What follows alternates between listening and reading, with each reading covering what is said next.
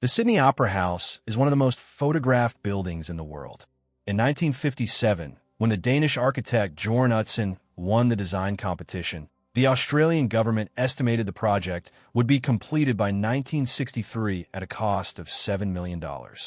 It opened in 1973, 10 years late, at a final cost of $102 million. 14 times the original budget. A decade past schedule. You might assume this was a uniquely ambitious project, a once-in-a-generation miscalculation. But a 2002 study of 258 large transportation infrastructure projects across 20 countries found that cost overruns were not the exception. They were the rule. 9 out of 10 infrastructure projects came in over budget. The average cost overrun was 28%, and for large rail projects, the number exceeded 44%. The pattern held across decades, across continents, across entirely different teams of engineers with entirely different levels of experience. Nothing about professional expertise, accumulated failure history, or technical sophistication seemed to protect against it. This pattern has a name. Psychologists Daniel Kahneman and Amos Tversky identified and named it in 1979, the planning fallacy. The planning fallacy is the systematic tendency to underestimate the time, cost, and effort required to complete a future task, while simultaneously overestimating the likelihood that everything will go according to plan. The key word in that definition is systematic. This isn't random error or bad luck. It is a predictable, directional bias that pulls almost every estimate in the same direction. Optimistic, regardless of the planner's experience, intelligence, or past data.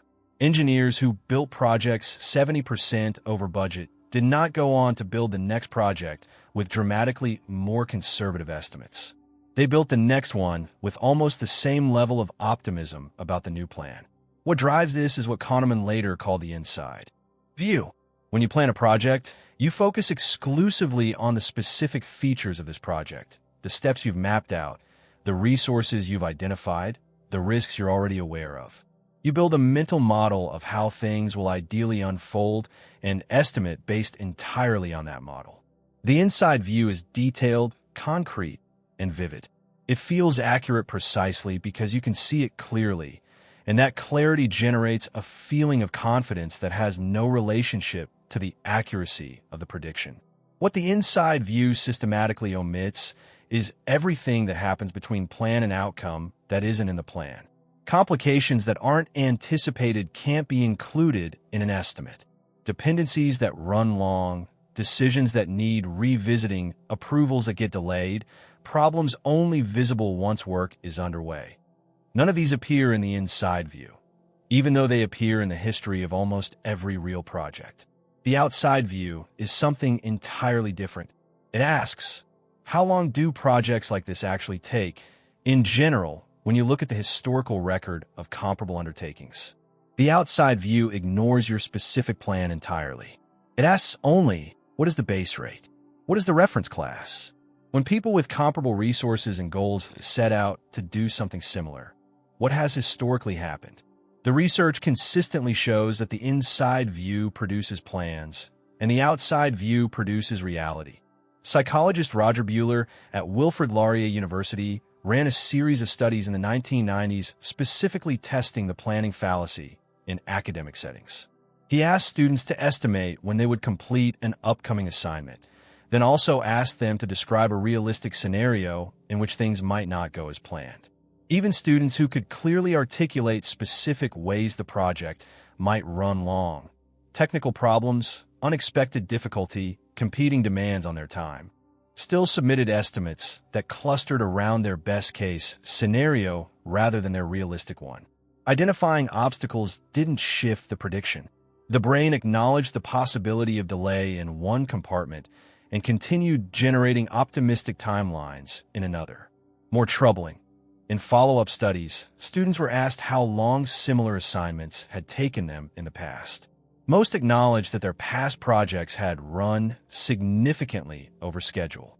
But when asked to estimate the new one, they produced nearly the same level of optimism they would have without that question.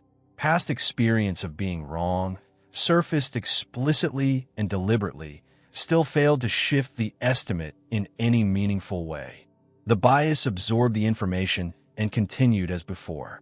This same pattern shows up in a context almost everyone has encountered directly.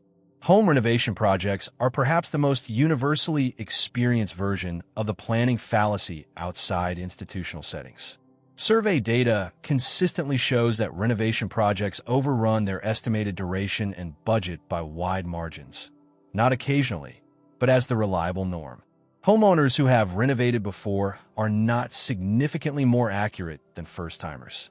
The person who watched their last bathroom project run 4 months past schedule will estimate the next kitchen project at 8 weeks and be genuinely surprised when it takes 7 months. Each new project feels different enough from the last that the past failure doesn't register as a warning about this plan. Part of the reason for this is what researchers call unpacking.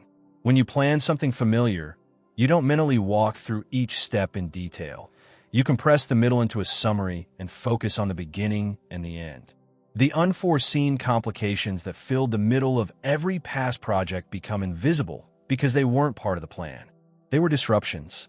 And when you plan the new project, you plan the steps, not the disruptions, which means you implicitly forecast a project without any of the friction that every past project actually contained. This also explains why expert teams, which should theoretically perform better, frequently don't outperform novices by as much as their credentials would suggest. The expert has more mental models available for how a project unfolds, but they also have more confidence that they know how to avoid the problems, which paradoxically can sustain optimism even in the face of a long history of overruns. Kahneman's proposed corrective is the outside view, deliberately consulting the reference class before estimating. What do projects like this actually cost? What do they actually take? Not your project or your team, the class of projects you belong to. Flyvbjerg at the University of Oxford developed this into a method called reference class forecasting, used by some governments now for infrastructure planning, which anchors initial estimates on the base rate of similar past projects rather than the features of the current plan. Where this method has been applied, it consistently produces more accurate forecasts. The deeper insight behind all of this is not just a lesson about project management. It is about the relationship between planning and reality in general. A plan is, by definition, a description of how things will go if nothing unexpected happens. Reality is what happens when everything unexpected does. These two descriptions inhabit the same future, but they don't correspond to each other. And the brain, which lives inside the plan, consistently fails to remember that they are not the same thing. Subscribe because every single week we show you one more way your brain is working against you and what to do instead.